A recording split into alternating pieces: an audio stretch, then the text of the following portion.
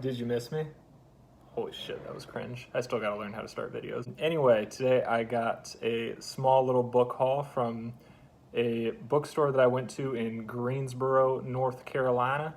I forget, I think it says actually on one of these books. It's called McKay Books, CDs, Movies, and More. It was a really cool bookstore. I only got to go for about like 20 minutes because I had to catch a flight home. But I picked up a couple books, and one book was actually gifted to me by my dad for one reason or another. I don't know why. But two of them are like horror thriller kind of books, which is what I'm into.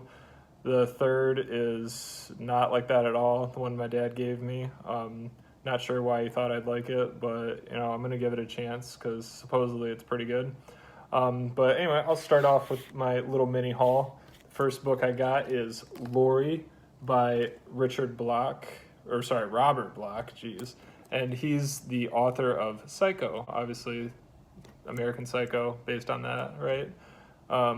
Here's where you can see the McKay books and CDs. This was $2, so yeah, I got it like that.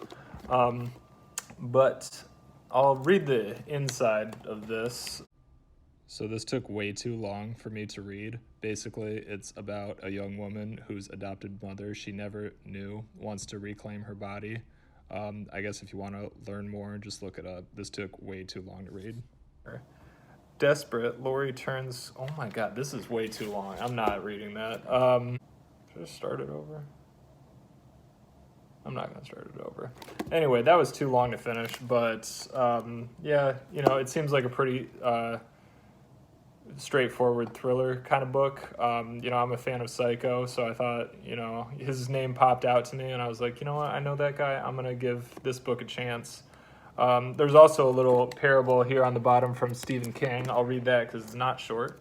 It says, I devoured Lori in a single night, in a single sitting. It's a terrifying read. Well, if Stephen King says that, I got to give it, I got to give it a read also. But that was my first book. Again, Lori by Robert Bloch. The second book I got is The Woman in the Window by A.J. Finn. If that name sounds familiar, this is also a movie on Netflix, which I watched, I think, about a year ago. I think I knew it was based on a book, never thought to read it at the time because the movie didn't really stick out to me that much. Maybe I didn't finish it. I don't know.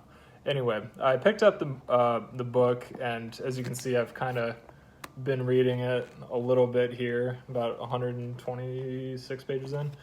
It's a really good book so far. It's AJ Finn is a journalist, and the writing style is very much that of a journalist. There's a lot of descriptives. He's using a lot of words, which is what I kind of enjoy reading. I'm a big fan of like long reads, long read articles from news outlets or what have you. So I'm a big fan of the writing style. The plot is a little, played out a little bit. Woman in the window, she's watching the goings on. A strange new family moves across the street. There's a crime that needs to be solved. I wonder what my count is up to now. I gotta learn how to stop saying after every sentence, It's 19 at this point. I'm so sorry. But oh my god, this is so cringe. I'm just gonna keep going at this point. But this book is really good so far. Only a couple years old, published in January 2018. I feel like the movie came out in 2022, 2021, something like that. But I'm going to read this book and then probably rewatch the movie, get a better appreciation for it. All right, and the last book I got, not from the store that I went to. What was that store called? McKay Books. But this one, my aunt gave it to my dad. She said, Nate's gonna enjoy this. Why they thought that, I don't know. But it's called Tomorrow and Tomorrow and Tomorrow. Very unique title by Gabrielle Zevin. Hope I'm saying that right. Is this one too long to read? I'll read it. On a bitter cold day in December of his junior year at Harvard, Sam Mauser, Jesus, exits a subway car and sees amid the hordes of people waiting on the platform Sadie Green. He calls her name for a moment and she pretends she hasn't heard him, but then she turns and a game begins, a legendary collaboration that will launch them to stardom. I'm gonna stop there. What I've gathered from this book is, it's a love story meets gamer culture, game development. It's I guess it's a bestseller, pretty recent release, I think. Maybe.